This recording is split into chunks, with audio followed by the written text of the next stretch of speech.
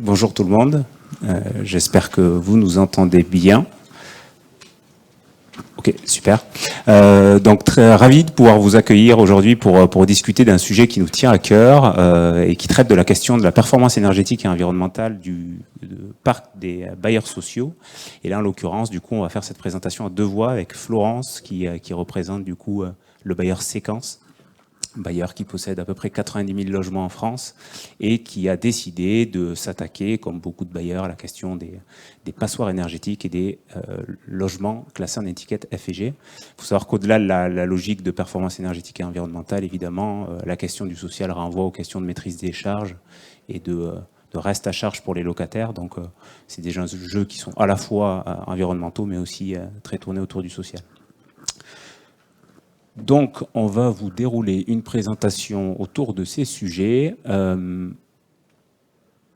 avec, en introduction, des petits éléments de contexte sur ce qui a mené à l'étude qu'on a pu réaliser. Donc, pour ma part, je suis chez Pouget Consultants, c'est un bureau d'études énergie et environnement qui travaille sur toutes ces questions, on va dire, à la fois de rénovation énergétique, mais aussi des métiers et prospectives en jeu à 2050. Donc, très rapidement, pour replanter le décor, on a des objectifs à 2050 qui tendent à nous amener à la neutralité carbone. La neutralité carbone, c'est quoi? C'est l'équilibre entre les émissions de gaz à effet de serre et l'absorption des émissions carbone. On sait qu'on a une capacité à absorber le carbone, on sait qu'elle est quand même relativement limitée, d'où l'importance que de venir limiter ces émissions de gaz à effet de serre. Pour limiter ces émissions de gaz à effet de serre, deux enjeux. Un premier, la réduction des consommations énergétiques et donc un travail sur l'enveloppe des bâtiments. Et deuxième aspect, la question du contenu carbone des différentes énergies et leur capacité, on va dire, à devenir vertes. Donc ça, c'est l'objectif à 2050. Il est relativement ambitieux. Il se lie à l'échelle internationale, à l'échelle nationale. Ce qu'on peut relever et ce qui traduit finalement cette neutralité carbone, c'est la stratégie nationale bas carbone produite en France, qui a été révisée récemment et qui nous donne finalement cette trajectoire et la manière dont on pourra arriver secteur par secteur, transport, bâtiment, agriculture, à 2050 à nos objectifs. Et elle se traduit enfin pour les bailleurs sociaux à une contribution à la neutralité carbone. Pourquoi? Parce que Séquence est un bailleur social qui aura du mal à équilibrer complètement ses émissions de gaz à effet de serre, contrairement à d'autres acteurs. Et donc, du coup, Séquence, encore une fois, bailleur qui possède un patrimoine de 90 000 logements, cherche à voir comment diminuer au maximum son empreinte. Et diminuer l'empreinte à l'échelle d'un bailleur, c'est travailler son patrimoine, parce qu'on sait que la majorité des émissions de gaz à effet de serre d'un bailleur sont relatives au patrimoine. Donc, il y a un gros travail pour essayer d'amener au maximum les bâtiments et les patrimoines vers ce qu'on peut appeler des rénovations performantes. En complément de ces éléments de contexte internationaux et nationaux, des éléments de contexte très pratiques ou pratiques à l'échelle de la France, au 1er juillet, vous le savez, un DPE révisé, qui a une incidence assez forte sur les travaux et sur la manière dont les bailleurs vont pouvoir ensuite programmer les travaux d'efficacité énergétique. Donc on a un DPE qui avant a été à double étiquette, une étiquette énergie, une étiquette gaz à effet de serre. Maintenant on a une étiquette croisée. Avec un certain nombre de changements, on a introduit dans ces étiquettes les bâtiments d'avant 1948, on est venu rajouter des usages, notamment la ventilation et l'éclairage, on est venu changer un certain nombre de seuils et de paramètres qui font qu'aujourd'hui un DPE, anciennement, un bâtiment qui présentait un DPE d'une certaine étiquette peut avoir bougé. Du fait de ces changements, on est aussi venu faire quelque chose d'assez fort, c'est à travers le double système énergie primaire et carbone en exploitation, venir renforcer le poids de la partie carbone et donc impacter, on va dire, les projets de rénovation dans le sens où maintenant le contenu carbone de chacune des énergies va beaucoup compter. En plus de ça, donc DPE, gros changement, et donc on voit la loi climat résilience d'août 2021 qui vient du coup renforcer l'impact du DPE en mettant en place un certain nombre de dispositifs coercitifs autour de ces questions, notamment, et c'est le sujet d'aujourd'hui, discuter de la manière dont on pourrait éradiquer les étiquettes F et G. Pourquoi? Parce que étiquettes F et G seront soumis à un certain nombre d'obligations dans les mois et années à venir. Étiquette G ne pourra plus, un logement en étiquette G ne pourra plus être mis en location à partir du 1er janvier 2025, étiquette F à partir du 1er janvier 2028 et étiquette E à partir de 2034. Ça paraît loin, et en même temps, on se dit que les réhabilitations qui ont lieu aujourd'hui, on essaiera de ne pas y revenir d'ici 2034, et je crois que Séquence d'ailleurs a même accéléré un peu ce calendrier en se fixant l'objectif d'éradiquer les logements en E à l'horizon 2030. 2030, c'est très peu de temps, donc ça pose vraiment la question de la manière dont on peut y arriver à travers à la fois ces obligations et à la fois le nouveau DPE, comme je le disais, avec ce sujet carbone.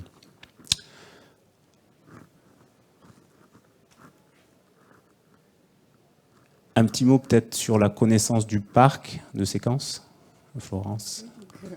Bonjour à tous, Florence Beauvais, je suis directrice du patrimoine pour Séquence et j'interviens aujourd'hui en complément de l'intervention de Charles pour vous expliquer comment Séquence on a géré l'après-publication de la loi climat et résilience. En fait, l'éradication des étiquettes F et G, elle était déjà prévue, dans nos plans moyen terme. Ce qu'on n'avait pas prévu, c'était les étiquettes E. Du coup, on est reparti d'un constat, c'est quel est l'impact du nouveau DPE sur nos étiquettes. Séquence, on est filiale d'Action Logement, on a 100 000 logements en Ile-de-France uniquement, et on est issu de la fusion de plusieurs organismes HLM, donc on s'est retrouvé avec des étiquettes DPE qui n'avaient pas été faites aux mêmes époques, qui n'avaient pas toujours été mises à jour, et donc on n'avait pas une vision claire de d'où on partait.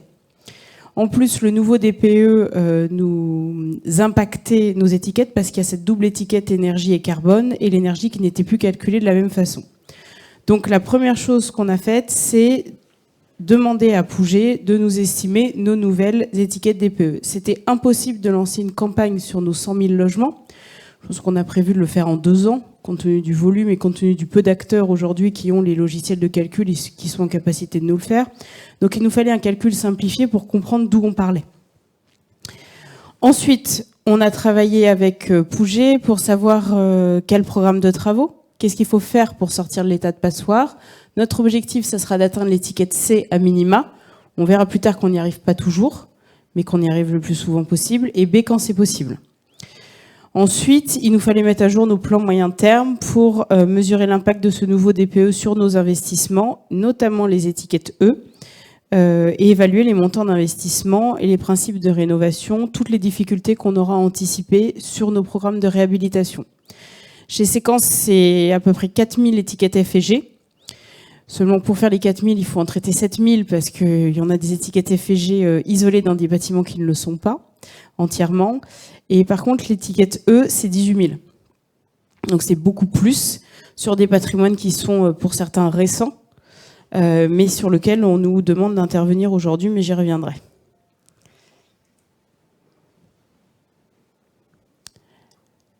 Alors là, vous avez deux graphes qui vous montrent d'où on pensait partir et d'où on part vraiment.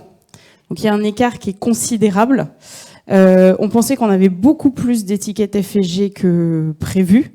Ce qui s'est passé quand Pouget a fait son calcul, on a lancé une campagne d'audit simplifiée de nos patrimoines, c'est-à-dire qu'on ne pouvait pas prendre ce qu'il y avait dans les DPE comme argent comptant, surtout au vu de l'historique de notre fusion et des DPE qui pouvaient dater de 2009 pour certains.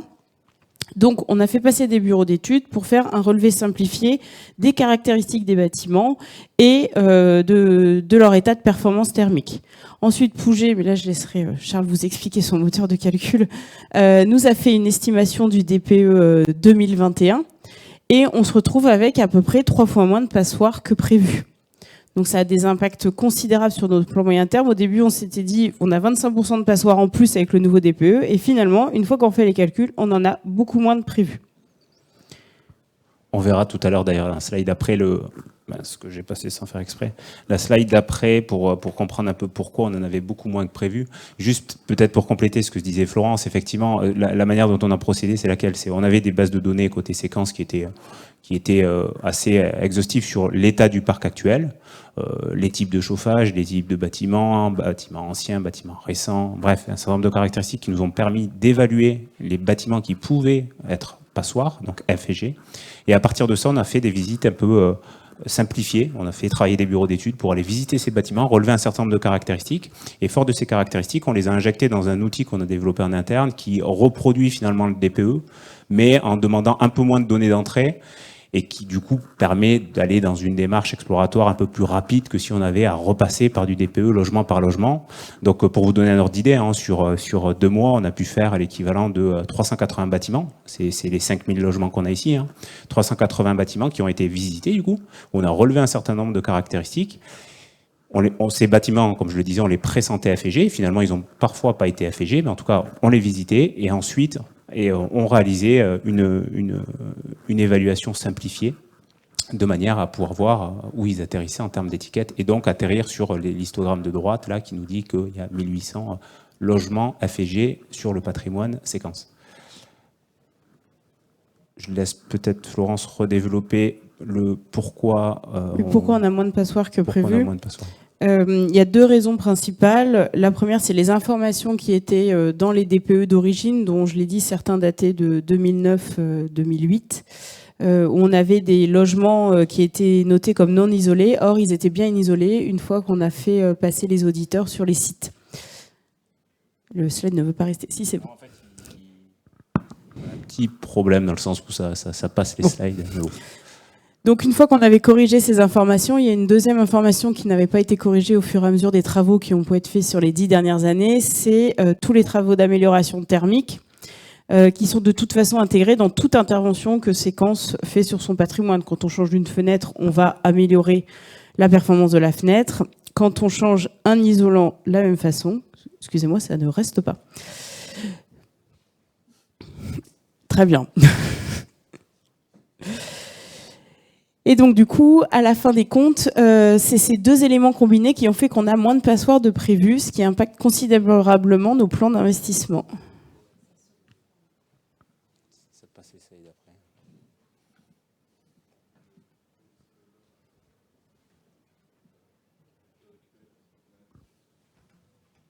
On vous dit du coup quand on passe les... Je sais pas si Charles, vous voulez compléter. Sur cette slide, du coup, sur l'avant. Ça bouge tout le temps. Non, sur celle-ci, peut-être, oui. Ça a été dit, hein, mais l'idée, c'était de pouvoir recaractériser un peu les bâtiments, parce que quand on dit que les bailleurs ont une bonne connaissance de leur parc, c'est vrai qu'à l'échelle du patrimoine des 5000 logements, il y a quand même un peu des trous dans la raquette, et donc ça nécessite de venir travailler et revisiter un peu pour bien savoir quand est-ce qu'il y a présence d'isolant, quand est-ce qu'il y a défaut d'isolant, est-ce que des travaux ont été menés entre l'ancien DPE et le nouveau DPE, bref, toutes ces questions qui ont fait qu'effectivement, on a eu des bonnes nouvelles. Surtout quand on est issu d'une fusion qui date de 2019, effectivement, les bases ne sont pas toujours complètes de la même façon, en fonction des bailleurs historiques. Du coup, les programmes travaux, on les a regardés. Donc l'idée, c'était bien d'évaluer l'image du parc à l'instant T. C'était aussi de voir comment et quels programmes travaux étaient envisagés pour la suite. Et donc, on a construit des programmes travaux forts de ce point de départ. Et ces programmes travaux, on les a construits en essayant de s'accorder sur un certain nombre de principes qui nous semblaient être forts. Le premier, favoriser l'approche de sobriété. On le sait tous, pour arriver aux objectifs de rénovation performante et aux objectifs plus lointains de neutralité, il faudra attaquer la question de l'enveloppe et du coup, question de la réduction des besoins, qui est aussi l'occasion de maîtriser les charges en logement social de manière plus durable.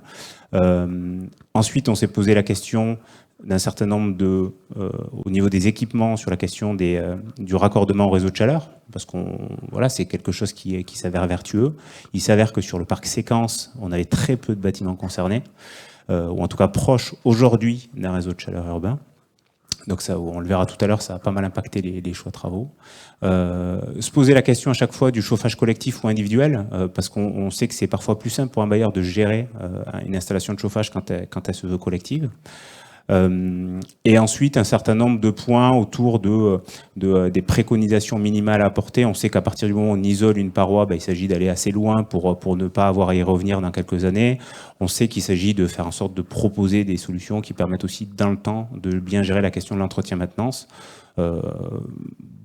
il y a énormément de travaux qui sont faits aujourd'hui chez les bailleurs sociaux, et je pense qu'on peut dire que c'est des acteurs qui tirent le marché de la rénovation vers le haut.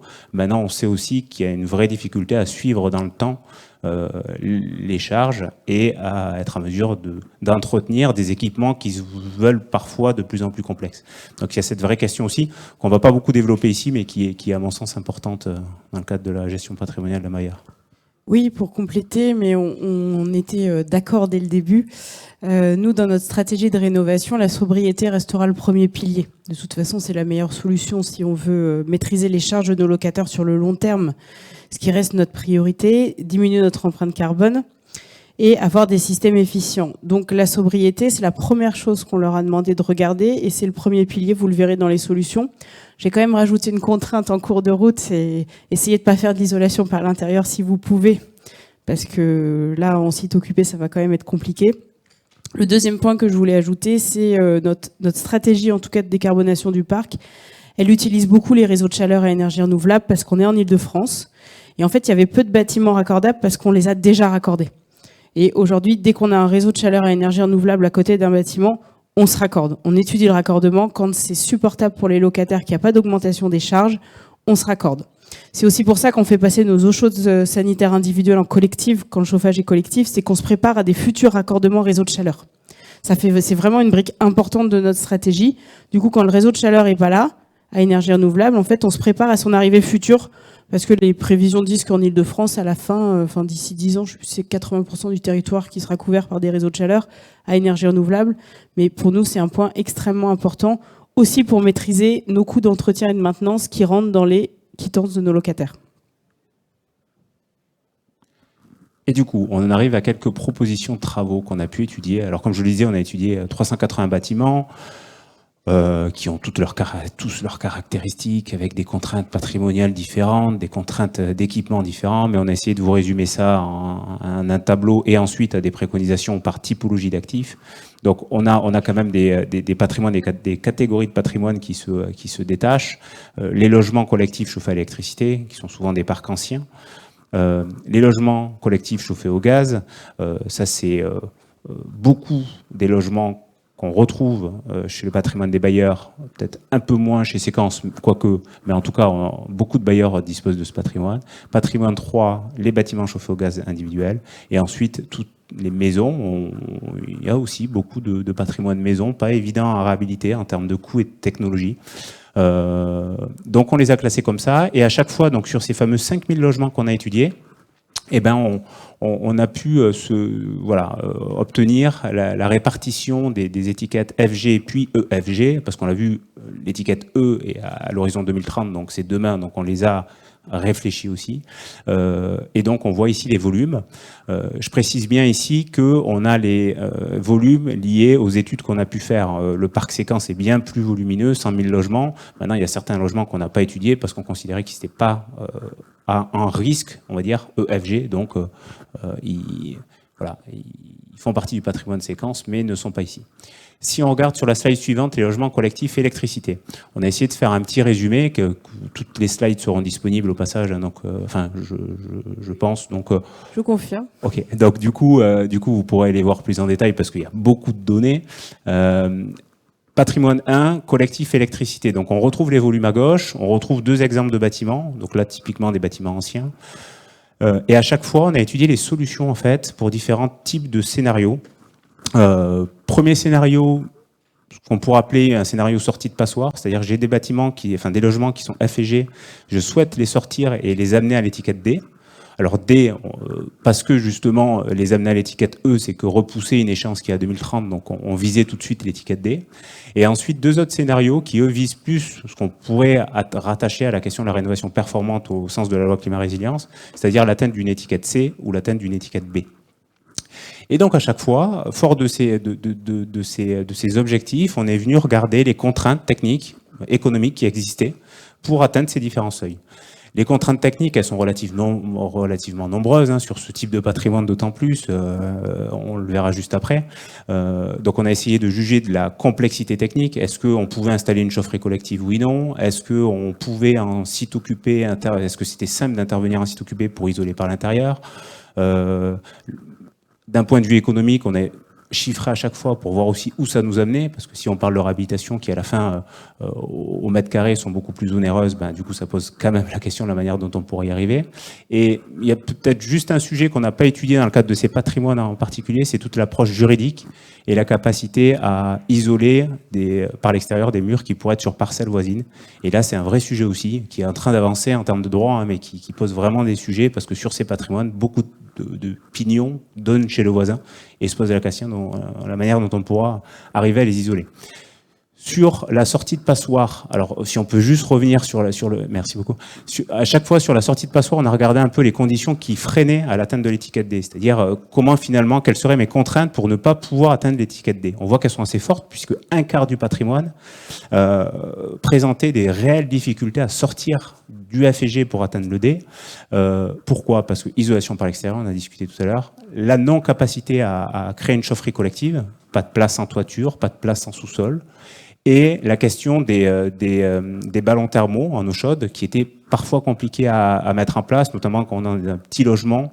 On sait que c'est pas des solutions évidentes. Donc on a un quart du parc qui était très compliqué à faire passer en D. Et si on regarde après plutôt côté performance, ce qu'on s'aperçoit beaucoup, c'est que pour atteindre l'étiquette C en électrique, c'est possible, mais il s'agit d'isoler de manière globale et performante l'enveloppe, ce qui encore une fois est pas évident sur ce type de patrimoine. Mais on avait quand même des patrimoines qui pouvaient prétendre à recevoir de l'isolation thermique par l'extérieur sur tout le pourtour. Et donc, c'est ce qu'on a fait. Ce qu'on voit, c'est que pour atteindre l'étiquette C, dans 89% des cas, il faut isoler le bâti de manière performante et globale. Donc, ça montre quand même toute l'importance de traiter ces sujets de sobriété, d'autant plus au regard du nouveau DPE. Et l'atteinte de l'étiquette B demande une action supplémentaire, une action de sobriété, mais aussi une action vis-à-vis des équipements. On ne passera pas à l'étiquette B avec des systèmes effet Joule. Donc, il s'agit de réfléchir d'autres solutions. Type pompe à chaleur, qui, elle, nécessite du coup une chaufferie collective. Donc, c'est tout ce qu'on a réfléchi. Et du coup, on a pu voir que 20% du patrimoine pouvait prétendre, enfin de ce patrimoine, pouvait prétendre à atteindre l'étiquette B avec donc une isolation globale et performante et la mise en place de pompes à chaleur, soit sur le chauffage et l'eau chaude, soit juste sur l'eau chaude. Donc là, globalement, sur cette typologie, juste pour finaliser sur le patrimoine 1, ce qu'on voit, c'est une vraie difficulté à sortir des passoires. Et ensuite, la capacité d'atteindre des niveaux performants, mais en considérant qu'il s'agit de passer un chauffage collectif et mise en place de PAC. Sinon, ce sera très compliqué. Sur le patrimoine 2, on est sur des patrimoines, du coup, qui représentent des volumes un peu moins importants, ici, dans le parc qu'on a pu étudier. Mais encore une fois, à l'échelle de bailleurs sociaux, c'est une large majorité du parc.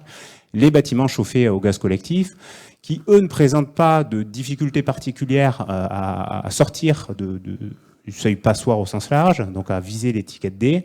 Par contre, qui présentent un peu plus de difficultés à atteindre le C ou le B, en tout cas pour le B, à partir du moment où on reste en gaz. Ça pose vraiment la question aussi de la manière dont un bailleur peut gérer la question de la mixité et la question du mix énergétique. Étiquette C, on voit bien que pour atteindre l'étiquette C sur ces patrimoines, on peut dans 89% des cas rester sur une installation gaz chauffage eau chaude. Par contre, l'étiquette C est encore une fois conditionnée au passage, soit en réseau de chaleur si on peut, et faut-il encore qu'il soit vertueux, et pompe à chaleur dans les cas où on peut. Si je peux juste compléter, ce patrimoine, en fait, on en a très peu en l'état de passoire, parce que chez les bailleurs sociaux, il a déjà été réhabilité dans les années 80-90, à l'époque des paluloses, donc c'est des bâtiments qui ont déjà été isolés. Bon, pour la plupart avec 5-6 cm d'isolant, donc on est quand même obligé d'y revenir. Mais en tout cas, on en a très très peu qui sont en étiquette E, F et G. Exactement. Si on passe à la slide juste après patrimoine 3, donc là très rapidement, c'est un peu un miroir du patrimoine 1, chauffé à l'élec, avec un peu moins de difficulté à sortir du seuil passoire. On voit que 9 dixièmes, donc 90% de ce patrimoine sort assez facilement du seuil passoire. 10% présentent des difficultés beaucoup plus importantes, encore une fois liées à la question de l'isolation thermique par l'extérieur et ses possibilités. Et ensuite, pour atteindre des niveaux d'exigence beaucoup plus forts comme l'étiquette C et l'étiquette B, on voit là aussi la nécessité pour le C d'isoler globalement l'enveloppe et donc du coup de traiter vraiment tous les lots d'enveloppe, et pour l'étiquette B, la nécessité de changer ou en tout cas de modifier l'équilibre énergétique du site en mettant en place donc une chaudière en relève de Pâques ou une PAC double service. Les chiffres sont quand même, je le précise, à prendre avec précaution parce que c'est des chiffres qui s'appuient sur le parc séquence. On pourra avoir pour un autre bailleur des chiffres différents. L'idée ici, c'est de donner les grandes tendances qui nous amènent à sortir des bâtiments de passoire, mais aussi à viser la performance sur certains patrimoines. On peut passer à la slide suivante. Tous ces enseignements nous amènent à tirer des grands... on a vu quelques principes de départ tout à l'heure. Là, quelques orientations sur des thématiques qui semblent être intéressantes à réfléchir dès à présent. La question de l'isolation thermique par l'intérieur, parce qu'on l'a vu, il y a un certain nombre de patrimoines, surtout dans les classes F et G, qui ont des vraies difficultés à sortir de ces classes, sauf à être isolé par l'intérieur. Et donc ça pose la question de l'accélération de la filière sur ces questions. On parle beaucoup de préfabrication de hors-site par l'extérieur, beaucoup moins en partie privative chez le locataire. Donc ça pose vraiment la question de la manière dont on pourra arriver à soulever cet enjeu qui est primordial pour le parc social comme pour le parc privé.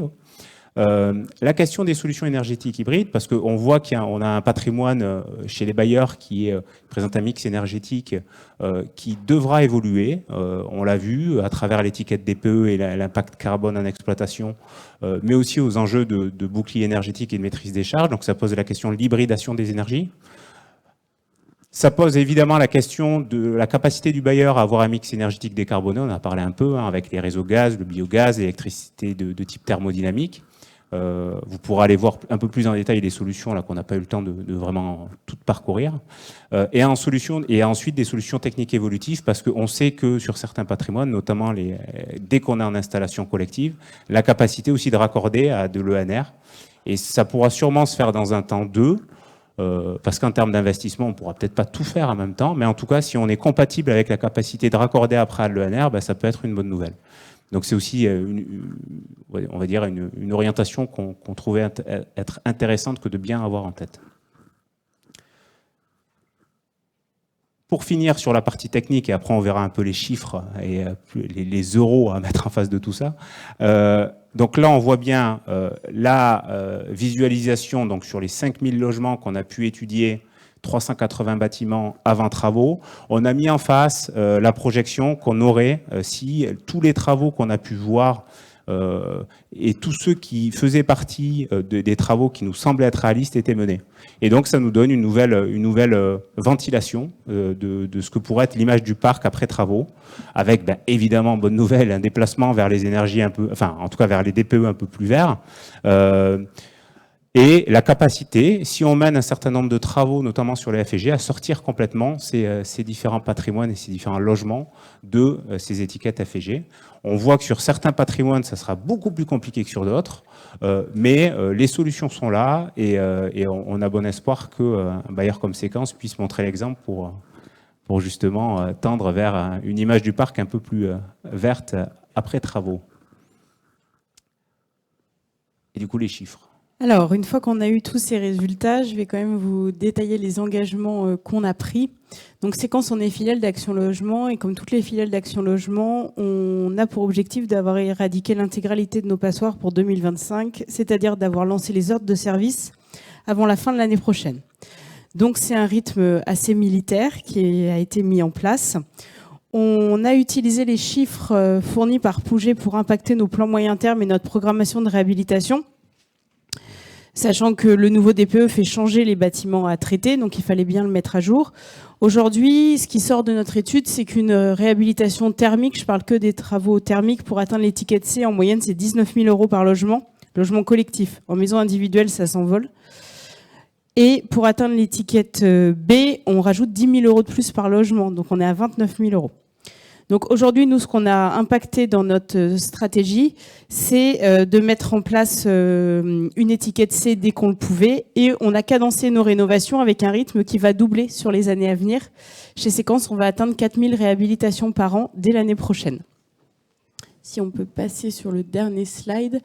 On voit la répartition en logement collectif, maisons individuelles. En tant que bailleur francilien, on a très peu de maisons individuelles, donc c'est pratiquement uniquement à 90% du logement collectif qui sera à traiter d'ici 2030.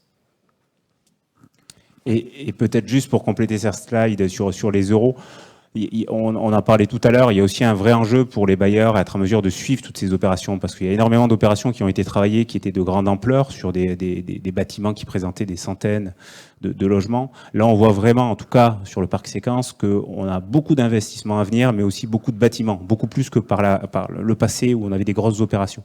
Et donc, ça pose vraiment la question de la manière dont on va attaquer ces patrimoines, la manière dont on va pouvoir les gérer, la manière dont on va pouvoir un peu automatiser, entre guillemets, les solutions techniques pour éviter de tomber sur des choses qui soient complètement différentes à la fin, quoi. On en a fini avec la présentation. Je ne sais pas si... On a dépassé le timing, d'accord. Désolé, du coup. Et du coup, est-ce qu'il nous reste une ou deux questions? Ok.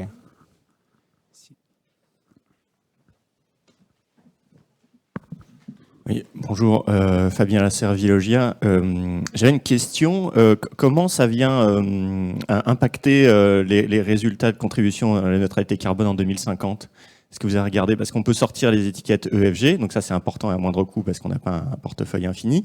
Mais est-ce qu'on ne se tire pas une balle dans le pied pour 2050 si on va rénover juste en D ou C quand techniquement on peut faire mieux? Mais si économiquement on ne peut pas le faire, bien sûr, c'est un peu le problème. Donc ça, c'est effectivement, la strate carbone est à l'étude là pour un rendu milieu d'année.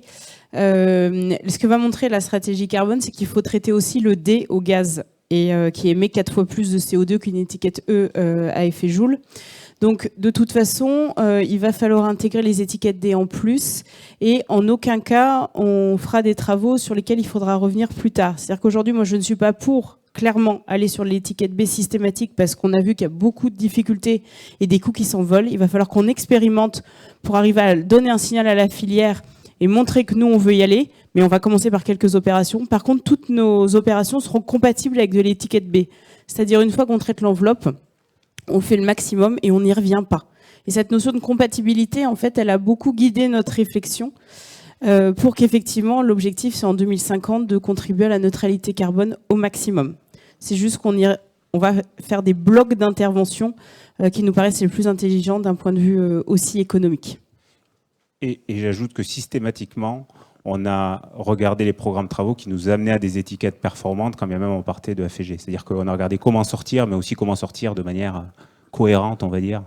Ce qu'on a voulu regarder vraiment en priorité, c'était les logements qui seraient soumis à obligation de rénovation très prochainement. Donc, comment justement faire en sorte de les sortir, mais proprement, on va dire. Donc, viser des étiquettes tant que possible, les plus performantes possibles.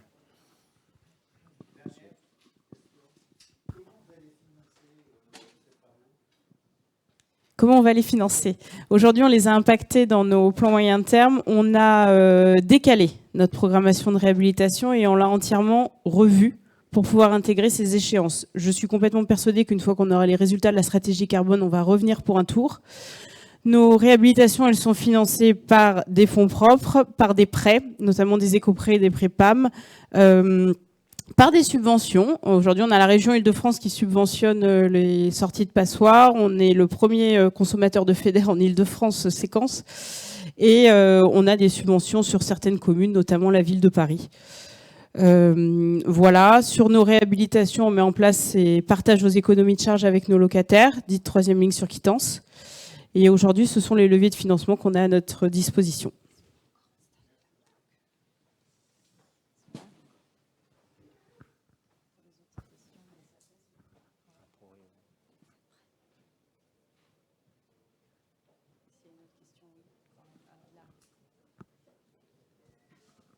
Ok, ben je crois qu'on laisse la place.